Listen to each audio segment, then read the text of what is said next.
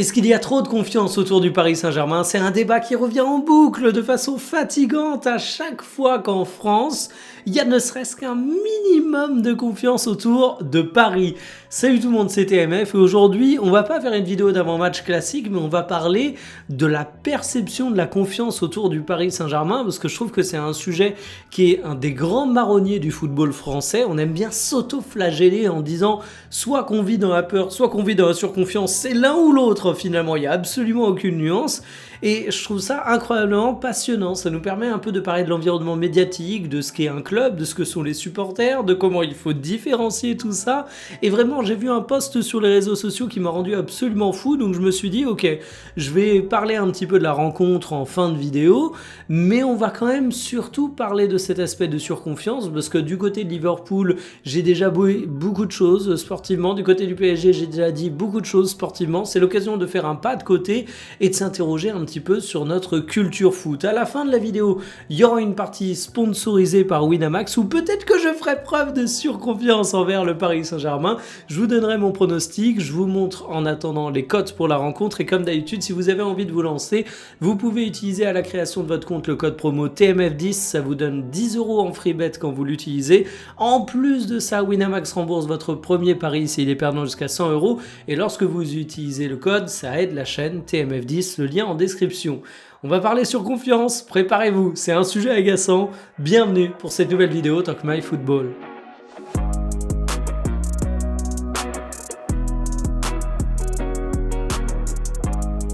Alors la grande interrogation autour du fait que le PSG aurait de la surconfiance pour ce match face à Liverpool, eh bien ça vient notamment dans mon fil d'actualité personnelle autour d'un post d'ActuFoot.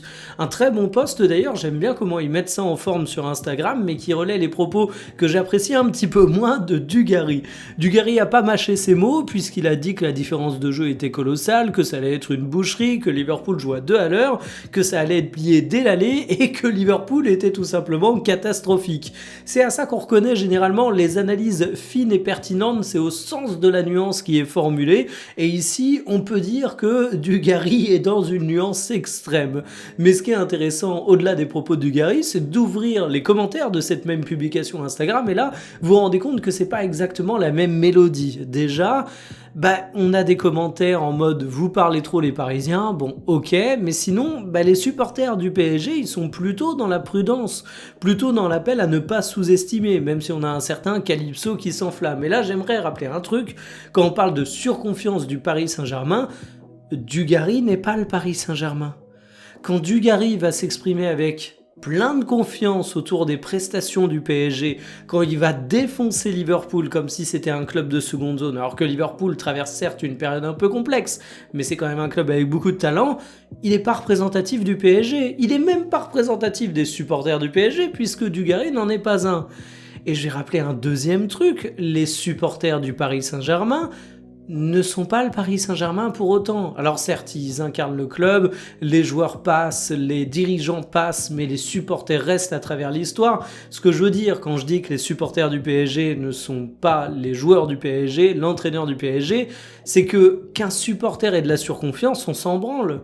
C'est pas ça qui va avoir un impact concret, même si on y reviendra, il y a une petite subtilité sur l'attaque du match. Et en fait, dès qu'on va avoir un environnement médiatique confiant, on va dire que le PSG est trop confiant. Mais non, c'est l'environnement médiatique qui est trop confiant. Dès qu'on va avoir des supporters qui se la ramènent un petit peu trop, on va dire que le PSG est trop confiant. Mais non, c'est les supporters qui affichent beaucoup de confiance. Est-ce que vous pensez sérieusement qu'un mec comme Luis Enrique laisse son groupe se complaire dans la confiance? Bien évidemment que non, et je parle de Luis Enrique parce que je pense qu'on sera nombreux à imaginer qu'il a une personnalité de sorte à pas trop laisser ses joueurs tomber dans la confiance, mais on pourrait dire ça sur n'importe quel entraîneur. Et d'ailleurs, il faut pas croire que le PSG est arrogant quand la presse est parfois arrogante autour du Paris Saint-Germain.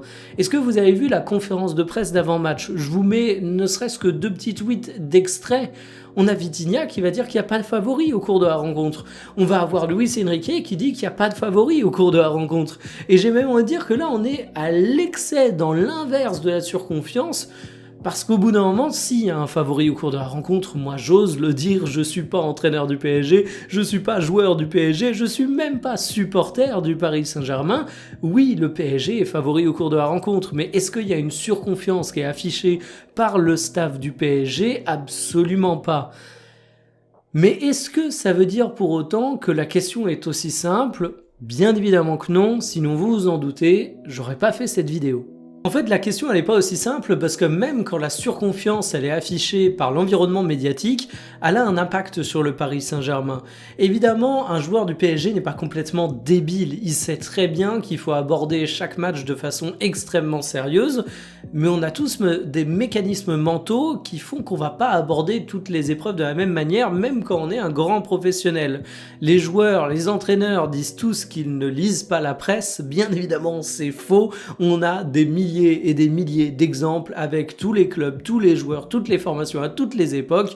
Tout le monde lit la presse. C'est quand vous avez un environnement médiatique qui vous dit que le match y est plié d'avance, que vous êtes les plus beaux, que vous êtes les plus forts, bien évidemment qu'en tant que joueur, même si vous dites il faut faire gaffe, il faut être sérieux, faut pas se laisser influencer par ça, vous allez peut-être pas avoir inconsciemment exactement la même approche de la rencontre. Mais une fois qu'on a dit ça, est-ce qu'il y a vraiment de la surconfiance médiatique autour du Paris Saint-Germain?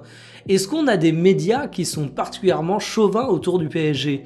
Honnêtement, moi je trouve pas, et je trouve que c'est un des plus grands malentendus autour du Paris Saint-Germain en France. On va avoir des médias qui parlent beaucoup du PSG, on va aussi avoir des médias qui parlent beaucoup de l'Olympique de Marseille d'ailleurs. Mais est-ce que c'est parce qu'on a des médias qui sont des fervents défenseurs du PSG?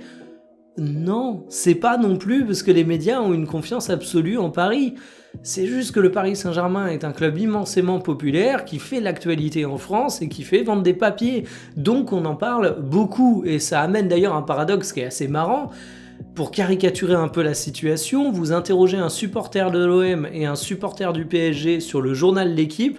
Le supporter du PSG va vous dire que l'équipe est un torchon pro n'importe quelle équipe mais anti-Paris Saint-Germain et que d'ailleurs même le PSG avait officiellement communiqué en disant le journal L'Équipe, média de désinformation, et à contrario vous allez interroger un supporter de l'OM, il va vous dire que le journal L'Équipe c'est que des journalistes parisiens qui sont pro-PSG, qui supportent le PSG et qu'en parlent toujours pour le soutenir. Mais en fait non, c'est juste que les journaux parlent du PSG parce que encore une fois c'est le sujet qui fait vendre en France.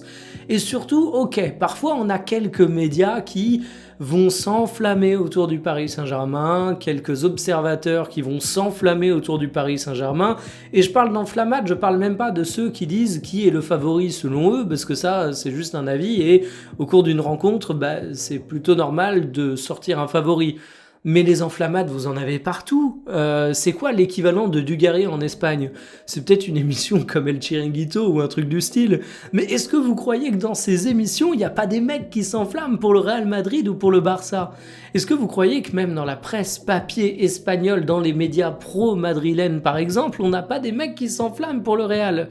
Est-ce que vous croyez sérieusement, et c'est facilement vérifiable, checkez-le, que quand on a des médias anglais qui parlent d'un club anglais qui affronte une équipe étrangère qui est pas trop en forme, il n'y a pas un excès de confiance? Si.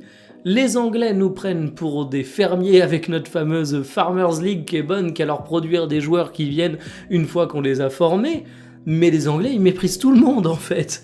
Donc la surconfiance qu'on peut avoir parfois dans l'environnement médiatique en France pour le Paris Saint-Germain, elle est souvent pas grand-chose à côté de la surconfiance qu'ont certains médias anglais pour leur club en Champions League. Alors évidemment, ce sera pas forcément le cas de Liverpool face au Paris Saint-Germain, parce que Liverpool s'est pris une fessée en Cup face à Manchester City, parce que Liverpool est extrêmement critiqué du côté de l'Angleterre, parce que oui, il y a des vrais sujets autour de certains cadres, autour d'Arne Slot, mais en attendant, non, il n'y a pas spécialement de surconfiance particulière, ultra marquée en France avec le PSG par rapport à ce qu'on voit dans n'importe quelle grande équipe. Et puis j'ajouterai un dernier truc. Ce discours autour de la surconfiance, moi il me rend fou et c'est pour ça que je voulais vraiment parler de cette vidéo, de ce sujet et faire cette vidéo, c'est parce qu'en fait il oblige tous les acteurs à avoir de la langue de bois. Alors là je vais peut-être m'aventurer sur un terrain où on pourra me critiquer parce que je vais faire un procès d'intention, c'est quelque chose que j'aime généralement pas faire, mais Est-ce que vous pensez sincèrement qu'un mec comme Luis Enrique ou qu'un mec comme Vitinha se dit pas que le PSG est ne serait-ce qu'un tout petit peu favori par rapport à Liverpool vu les formes actuelles? Moi, je suis persuadé qu'ils se le disent. Ça veut pas dire qu'ils considèrent que le match est gagné d'avance. Ça veut pas dire qu'ils considèrent pas qu'ils vont pas attaquer le match à 100%. Ça veut pas dire qu'ils considèrent pas que Liverpool est une grande équipe. Mais ça veut juste dire que tu dis, ok, normalement, si on joue à notre max, on a moyen de remporter ce match. On devrait le remporter. Et en fait, tu peux pas le dire ça médiatiquement, parce que dès que tu vas dire que t'es favori au cours d'une rencontre, tu vas paraître pour un mec prétentieux. Et ça va te revenir dans les dents si tu fais une contre-performance, parce qu'une contre-performance, ça peut toujours arriver. Et autant là, je peux comprendre Luis Enrique et Vitinha face à Liverpool, autant t'as des cas aujourd'hui qui deviennent mais ultra comiques. Genre en Champions League, tu vas avoir des rencontres entre le Real Madrid et je sais pas quel club complètement pété que tu sais pas situé sur la carte, qui est en Europe de l'Est et tu sais même pas comment ils sont arrivés en Champions League, mais t'inquiète, en conférence de presse, tu vas avoir un coach qui va te dire non, nous, le Real Madrid, on n'est pas favori, c'est un match de foot, tout peut se passer. Oui, c'est un match de foot, tout peut se passer, on est bien d'accord. Mais au bout d'un moment, tu prends un quart du salaire de Kylian Mbappé, t'as de quoi faire vivre le club que t'affrontes pendant une décennie. Donc oui, t'es favori, à un moment, il faut le dire, c'est pas ne pas respecter l'adversaire que de dire ça. Et moi, je le dis, le Paris Saint-Germain, face à ce Liverpool, est favori.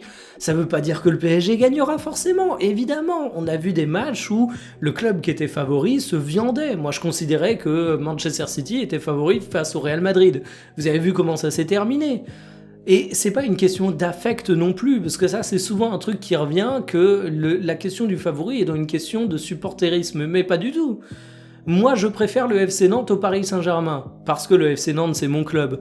Mais demain, s'il y a une rencontre de Ligue 1 entre le FC Nantes et le Paris Saint-Germain, bah oui, le Paris Saint-Germain est favori. Et je dis ça en tant que Nantais, on peut se dire que j'ai la bonne position parce que je me mets dans la position du petit poussé, mais si j'étais supporter du Paris Saint-Germain, j'aurais absolument aucun problème à vous dire aussi que le PSG serait favori face au FC Nantes. Et du coup, en fait, ce côté il y a trop de confiance et tout, ça va amener du karma, plus la petite superstition dans le football empêche les analyses. Or, les favoris au cours des rencontres, ils se dessinent très clairement. Et au cours de cette rencontre, oui, c'est clairement le PSG qui est favori. Et pour vous le prouver, retour à la partie sponsorisée par Winamax, vous avez le code promo TMF10 qui vous permet, lors de la création de votre compte, d'avoir 10 € en free bet. Votre premier pari remboursé s'il est perdant jusqu'à 100 €. Code promo TMF10 à entrer lors de votre inscription. Et devinez quoi, chez les bookmakers, il y a un favori. Et il y en a à chaque fois des favoris durant les rencontres. Et là, c'est largement pari. Code pour le Paris Saint-Germain, 70, 97% des parieurs vont dessus, Liverpool à 4,10. Donc Liverpool a une cote 2 fois plus élevée, quasiment 3 fois plus élevée. Il y a 97% des parieurs qui vont sur le PSG malgré la cote qui est plus petite. Et on doit faire semblant qu'il n'y ait pas de favori. Non mais excusez-moi, au bout d'un moment c'est délirant. Sur les pronos les plus posés, c'est pareil, on voit un favori qui ressort, parce que ce qui ressort, c'est la victoire du PSG, c'est Ousmane Dembélé, c'est le PSG au match nul, c'est du but, c'est Kvara, bref, vous voyez que des trucs liés au Paris Saint-Germain. Et si je vous donne mon pronostic, je vais pas tomber dans la surconfiance, je vais pas vous dire que Paris va marquer 400 buts au cours de la rencontre. Mais oui, moi mon pronostic c'est aussi simple que résultat, victoire du Paris Saint-Germain. Est-ce que c'est de la surconfiance? Non. Est-ce que ça sous-entend que Liverpool ne peut pas gagner cette rencontre? Bien sûr que non, parce que Liverpool a des grands joueurs. Mais au bout d'un moment, arrêtons avec le débat de la surconfiance. Le Paris Saint-Germain est champion d'Europe, le Paris Saint-Germain fait de bons résultats, a des joueurs de qualité. Oui, le PSG est favori face à un Liverpool qui n'est pas au meilleur de sa forme. Arrêtons l'hypocrisie. Sur ce, je vous dis à demain, salut.